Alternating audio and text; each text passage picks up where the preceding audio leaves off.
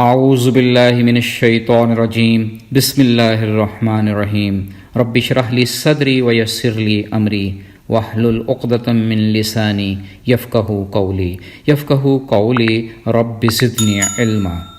20 رکوع اور 234 آیات مبارکہ پر مشتمل 25واں پارہ الیہ یردو سورہ حامیم السجدہ کے ایک رکوع سمیت قرآن پاک کی 4 مکمل صورتوں کا احاطہ کر رہا ہے، یعنی سورہ الشورى، الزخرف، الدخان، الجاثیہ، جو کہ بالترتیب 5، 7، 3 اور 4 رکوع پر مشتمل ہیں۔ اس پارے کا سبجیکٹ میٹر در حقیقت ڈیوائن ایکسپیکٹیشنز یعنی ربانی توقعات ہیں جو رب اپنے بندوں سے لگائے ہوئے ہے، پھر جس کا احاطہ مختلف انداز میں ہر صورت میں کیا گیا ہے۔ اللہ تعالیٰ اپنے بندوں سے بڑی آس لگائے ہوئے ہیں کہ وہ دنیا کی بجائے آخرت مانگنے والے بن جائیں، سچی توبہ کی توفیق مل جائے، تمام گناہ معاف ہو جائیں۔ پاک مولا یہ توقع کرتا ہے کہ اس کا مخلص بندہ بنی اسرائیل کی طرح کفران نعمت نہ کرے، ذکر الہی میں مگن رہے، رب سے دوستی رکھے تاکہ ضرورت پڑنے پر کسی بھی خزانے کی چابی حاصل کر سکے۔ اس پارہ مبارک کا پہلا رکوع پچھلے پارے سے منسلک سورہ حامیم السجدہ کا مضمون مکمل کر رہا ہے کہ قیامت سمیت ہر چیز کا علم اللہ تعالیٰ کو ہی ہے۔ انسان ہے کہ وہ بھلائی کی دعا مانگتے کبھی تھکتا نہیں، مگر اگر اسے کوئی تکلیف پہنچائے تو وہ انتہائی مایوس اور سخت نا امید ہو جاتا ہے، پھر جب نعمت سے نوازیں تو منہ پھیر لیتا ہے، مصیبت آ جانے پر لمبی چوڑی دعائیں مانگتا ہے۔ پھر قرآن کریم کی صداقت کے دلائل بھی اسی رکوع میں ہیں۔ پھر پارے کا دوسرا اور سورہ شورى کا پہلا رکوع اس امر کی وضاحت کر رہا ہے کہ تمام فرشتے رب تعالیٰ کی حمد اور پاکی بیان کرتے ہیں اور اہل زمین کے لیے بخشش کی دعا بھی کرتے رہتے ہیں۔ حضور پاک صلی اللہ علیہ وآلہ وسلم نے فرمایا، جو کوئی اس سورہ پاک کی تلاوت کرتا ہے فرشتے اس کے لیے معافی اور رحمت طلب کرتے ہیں۔ پھر اس رکوع میں یہ واضح ہو گیا کہ قرآن کو فصیح و بلیغ عربی زبان میں اس لیے نازل کیا گیا تاکہ لوگ اس میں غور و فکر کریں۔ تیسرے رکوع میں اللہ اپنے بندوں سے یہ توقعات رکھتا ہے کہ وہ کتاب و سنت کی روشنی میں اپنے جھگڑوں کا فیصلہ کریں۔ آسمان و زمین کے تمام خزانوں کی چابیاں رب تعالیٰ کے پاس ہیں، وہ جسے چاہتا ہے رزق کی فراوانی دیتا ہے، اور سب سے بڑھ کر یہ کہ ذات باری تعالیٰ جسے چاہتا ہے اپنے لیے چن لیتا ہے، اپنی طرف کا راستہ اسی کو دکھاتا ہے جو رب کی طرف رجوع کرتا ہے۔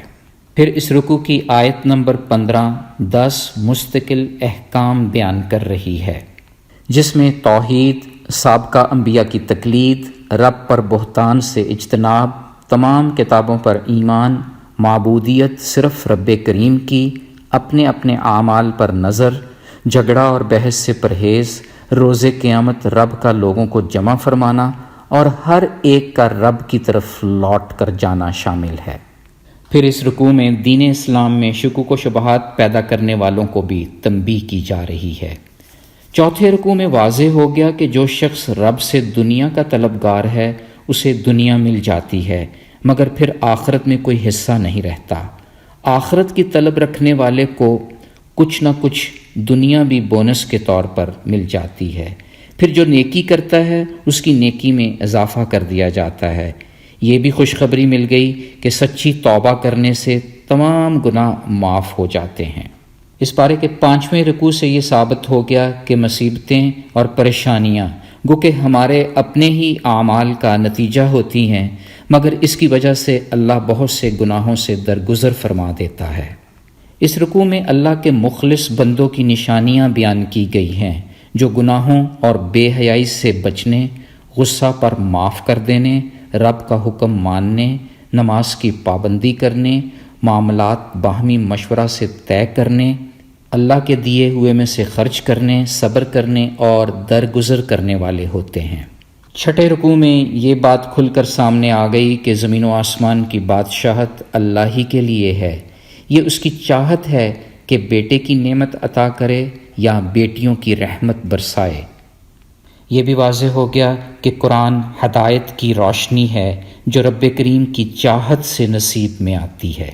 پھر اس پارے کے 7ویں رکوع اور سورہ الزخرف کے پہلے رکوع میں کتاب مبین کی قسم کھا کر اس کی حکمت، شان اور دانائی سے پردہ اٹھایا جا رہا ہے۔ کتاب کا پر حکمت ہونا ہی اس کے کتاب الہی ہونے کا منہ بولتا ثبوت ہے۔ سفر کی دعا بھی اسی رکوع کا حصہ ہے۔ حضرت علی کرم اللہ وجہہ سے روایت ایک مسنون دعا ہے کہ سواری پر پاؤں رکھو تو بسم اللہ پڑھ کر رکھو، جب بیٹھ جاؤ تو الحمدللہ کہو۔ پھر سورہ الزخرف کی آیت نمبر 13 کا یہ حصہ پڑھیں۔ سبحان الذی سخر لنا ھذا وما كنا له مقرنین وَإِنَّ إِلَىٰ رَبِّنَا لَمُنْقَلِبُونَ۔ 8ویں رکوع میں بغیر کسی ٹھوس دلیل کے باپ دادا کی تقلید کی مذمت کی گئی ہے۔ 9ویں رکوع میں حضرت ابراہیم علیہ السلام کا کھلم کھلا اعلان توحید ہے اور خود ساختہ معبودوں سے بیزاری کا اظہار ہے۔ 10ویں رکوع میں یہ ربانی توقعات بھی سامنے آ گئیں کہ مخلص بندے میرے ذکر سے غافل نہیں رہتے، کیونکہ انہیں معلوم ہے کہ غفلت کی بنا پر ایک شیطان ان پر مسلط کر دیا جاتا ہے جو سیدھی راہ سے روکے رکھتا ہے، لیکن وہ جو قرآن کو مضبوطی سے تھام لیں گے وہ اس کے فریب سے بچ نکلیں گے۔ 11ویں رکوع میں فرعون اور اس کی قوم کی سرکشی کا ذکر ہے۔ اس قوم کو دریا میں ڈبو کر رہتی دنیا تک کے لیے نشان عبرت بنا دیا۔ حضرت عیسیٰ علیہ السلام کے ظہور کا تذکرہ 12ویں رکوع میں ہے جو قیامت کی نشانیوں میں سے ایک نشانی ہے۔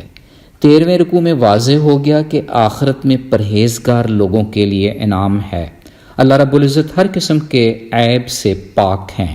اس پارے کے 14ویں اور سورہ الدخان کے پہلے رکوع میں اللہ رب العزت کتاب مبین کی قسم اٹھا کر یقین دہانی کرا رہے ہیں کہ قرآن کا نزول محمد مصطفیٰ صلی اللہ علیہ وآلہ وسلم پر ہم نے بابرکت رات میں کیا۔ بخاری اور مسلم کی حدیث ہے کہ رسول اللہ صلی اللہ علیہ وآلہ وسلم نے فرمایا، لیلۃ القدر کو رمضان کے آخری عشرہ کی طاق راتوں میں تلاش کیا کرو۔ پھر 15ویں رکوع میں بنی اسرائیل پر اللہ تعالیٰ کے بہت بڑے احسان کا تذکرہ ہے۔ ترمذی شریف کی ایک خوبصورت حدیث ہے کہ اللہ کے رسول صلی اللہ علیہ وآلہ وسلم نے فرمایا، ہر مومن کے لیے آسمان میں 2 دروازے ہیں، ایک دروازے سے اس کے اعمال چڑھتے ہیں اور دوسرے دروازہ سے اس کی روزی اترتی ہے۔ جب مومن فوت ہو جاتا ہے تو وہ دونوں دروازے اس پر روتے ہیں۔ پھر آپ صلی اللہ علیہ وآلہ وسلم نے الدخان کی آیت نمبر 29 کی تلاوت فرمائی۔ مزید واضح ہو گیا کہ اللہ عز و جل کا ہر کام حکمت پر مبنی ہے۔ جنت کی نعمتوں کا بیان 16ویں رکوع میں ہے۔ قرآن پاک کو عربی زبان میں اس لیے اتارا تاکہ لوگ آسانی سے نصیحت پکڑ سکیں۔ پھر الجاثیہ کے پہلے رکوع یعنی پارے کے 17ویں رکوع میں قرآن کی غالب رہنے والی حکمت کی طرف اشارہ ہے۔ اپنے مخالفین پر یہ ہمیشہ غالب آ کر رہتا ہے۔ معلوم ہوا کہ کائنات کی ہر چیز پیغام ربوبیت کی تصدیق کرتی ہے، لیکن اس کا راز اسی شخص پر فشاں ہوگا جو یقین کی قوت رکھتا ہو، عقل و شعور سے کام لیتا ہو۔ پھر 18ویں رکوع میں واضح کر دیا گیا کہ کائنات کی تمام چیزیں انسان کے تابع ہو جاتی ہیں، جیسے چاہے اس سے استفادہ حاصل کر سکتا ہے۔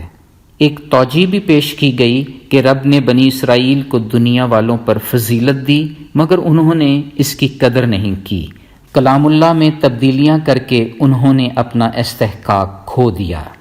بعین ہی اسی طرح قرآن کا تحفہ دے کر ہر اس شخص کو خیر امت کی صف میں ڈال دیا جو ربانی توقعات پر پورا اترتا ہے، لوگوں کی من گھڑت باتوں کے پیچھے نہیں لگتا۔ واضح ہو گیا کہ ظالم لوگ تو ایک دوسرے کے ساتھی ہیں، ڈرنے والوں کا دوست تو صرف اللہ خود ہے۔ کلام پاک انسان کے لیے بصیرت ہے، ہدایت کا سرچشمہ اور رحمت خداوندی ہے، مگر ان کے لیے جو یقین کامل رکھتے ہیں۔ 19واں رکوع واضح کر رہا ہے کہ نیک اور برے لوگ برابر نہیں ہو سکتے۔ بعض لوگ خواہشات کو اپنا معبود بنا لیتے ہیں، ان کے کان اور دل پر مہر لگ جاتی ہے جبکہ آنکھوں میں پردہ ڈل جاتا ہے۔ ایسے شخص کو رب کے سوا کوئی ہدایت نہیں دے سکتا۔ پھر 20ویں رکوع میں نیک اعمال کرنے والوں کو رحمت کی بشارت مل رہی ہے، یہی حقیقی کامیابی ہے۔ رکوع میں یہ بھی واضح ہو گیا کہ ہر قسم کی تعریف کا حقدار اللہ ہی ہے، جو سارے جہانوں کا رب ہے، ہر چیز پر غالب اور زبردست حکمت والا ہے۔ مختصراً یہ پارہ ہمارے لیے رب کی توقعات کی ایک بڑی فہرست پیش کر رہا ہے، جس میں پورا اتر کر ہم دونوں جہانوں کی بھلائی پا سکتے ہیں۔ رب کو اپنے مخلص بندوں سے ہمیشہ یہ امید رہتی ہے کہ وہ مایوسی کے چنگل سے نکل آئیں گے، بلاغت والی عربی زبان میں لکھی کتاب میں غور و فکر کریں گے، اپنی زندگی کے فیصلے قرآن و سنت کی روشنی میں کریں گے۔ اللہ رب العزت یہ بھی توقع رکھتے ہیں کہ اسلام میں کوئی شکوک و شبہات پیدا نہیں کیے جائیں گے۔ رب اپنے بندوں سے صبر و شکر اور اپنے ہی ذکر کی آس لگائے ہوئے ہے۔ رب شدت سے اس انتظار میں رہتا ہے کہ میرا بندہ دعا مانگ لے، دنیا کی بجائے آخرت مانگ لے۔ تو پھر آئیں اللہ کے حضور گڑ گڑا کر دعا کرتے ہیں کہ ہمیں شریعت کا ویسے ہی پابند کر دے جیسے رب کی ہم پر توقعات ہیں۔ یا اللہ ہمیں دونوں جہانوں کی عافیت عطا فرما، ہمارے اندر اس دنیا کی نسبت اس دنیا کی طلب پیدا کر دے۔ اے میرے کریم مولا، ہمیں اپنے لیے چن لے اور اپنی ہی جانب کا راستہ دکھلا دے۔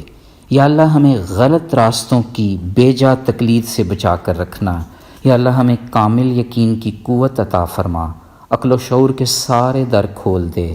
اے میرے کریم مولا، ہم تیری ہدایت اور توقع کے مطابق ایسے نیک اعمال کریں کہ تیری رحمت کے لیے سرخرو ہو جائیں۔ اے پاک مولا، زندگی کے ہر موڑ پر پر امید رکھنا، بے جا خواہشات کی غلامی سے نکال کر اپنی اور اپنے پیارے حبیب کی غلامی میں لے لینا۔ آمین یا رب العالمین۔ سبحان ربک رب العزت عما یصفون وسلام علی المرسلین والحمد للہ رب العالمین۔ فی امان اللہ، اللہ حافظ۔